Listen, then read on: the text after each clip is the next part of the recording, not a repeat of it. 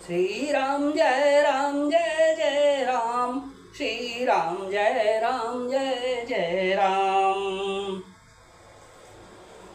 श्री राम प्रिय सज्जनों, श्री राम के चरणों में नतमस्तक होकर श्रवण, लाइक और सब्सक्राइब करें। जय श्री राम। जय विधि होए नाथ हित मोरा, करो सुबेगी दास मैं तोरा। सीताराम सीताराम सीताराम, जहाँ पर कृपा राम की होई, ता पर कृपा करे सब कोई। श्री राम जय जय राम। भरत बचन सुचि सुनी सुरहर से, साधु सराही सुमन सुरवर से।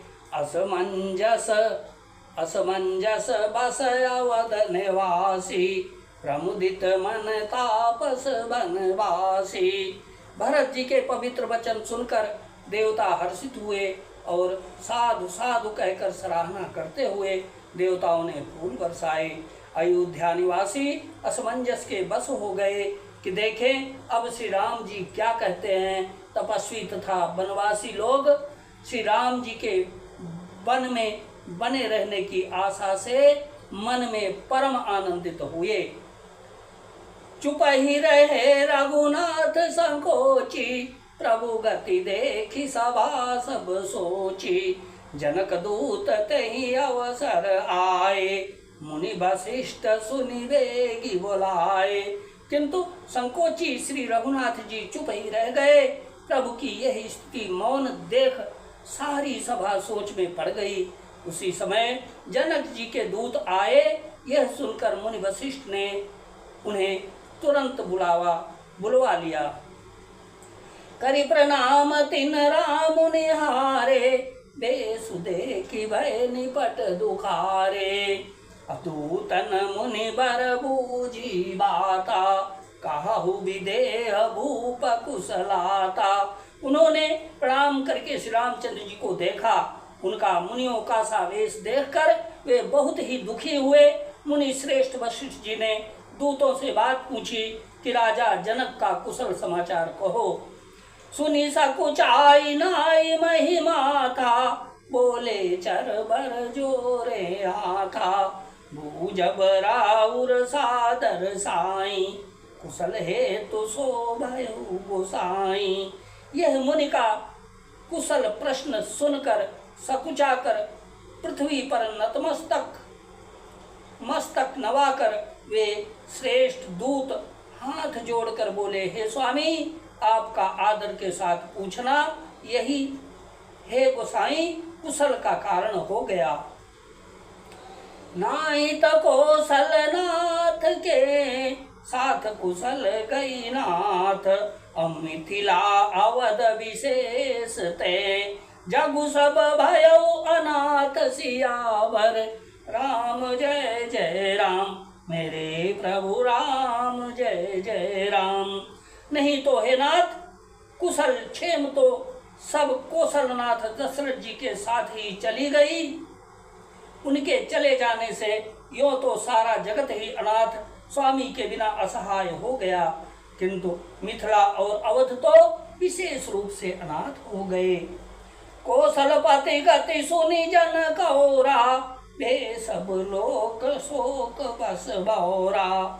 जेहि देखे तेहि समय विदेहु, नाम सत्य अस लागन केहु।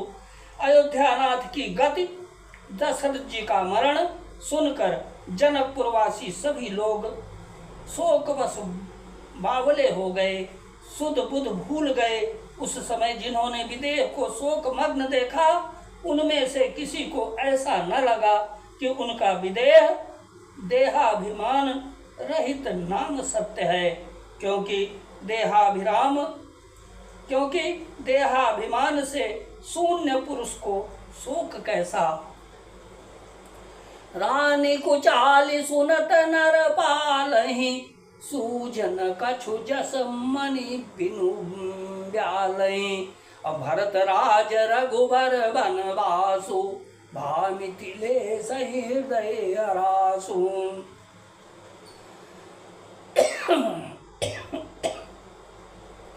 रानी की कुचाल सुनकर राजा जनक जी को कुछ सूझ न पड़ा, जैसे मणि के बिना सांप को नहीं सूझता। फिर भरत जी को राज्य और श्री रामचंद्र जी को वनवास सुनकर मिथिलेश्वर जनक जी के हृदय में बड़ा दुख हुआ। नृप बूझे बुध सचिव समाजू, कहु विचारी उचित का आजू।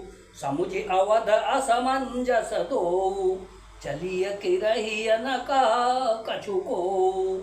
राजा ने विद्वानों और मंत्रियों के समाज से पूछा कि विचार कर कहिए, आज इस समय क्या करना उचित है। अयोध्या की दशा समझकर और दोनों प्रकार से असमंजस जानकर चलिए या रहिए, किसी ने कुछ नहीं कहा। नृपहि धीर धरि हृदय विचारी, पठे अवध चतुर चरचारी। बूझ भरत सति भाऊ कुबाऊ, आयु बेगिन होई लखाऊ। जब किसी ने कोई सम्मति नहीं दी, तब राजा ने धीरज धर हृदय में विचार कर 4 चतुर गुप्तचर जासूस अयोध्या को भेजे और उनसे कह दिया कि तुम लोग श्री रामचंद्र जी के प्रति भरत के सद्भाव, अच्छे भाव, प्रेम या दुर्भाव, बुरा भाव, विरोध का यथार्थ पता लगाकर जल्दी लौट आना, किसी को तुम्हारा पता न लगने पाए।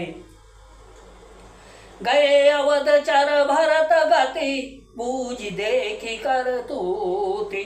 चले चित्रकूट ही भरतु, 4 चले तेरहूति सियावर। राम जय जय राम, मेरे प्रभु राम जय जय राम। गुप्तचर अवध को गए और भरत जी का ढंग जानकर और उनकी करनी देखकर जैसे ही भरत जी चित्रकूट को चले, वे तिरहुत मिथिला को चल दिए।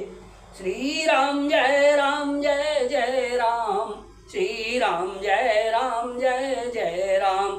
श्री सीताराम सीताराम सीताराम, श्री राम जय राम।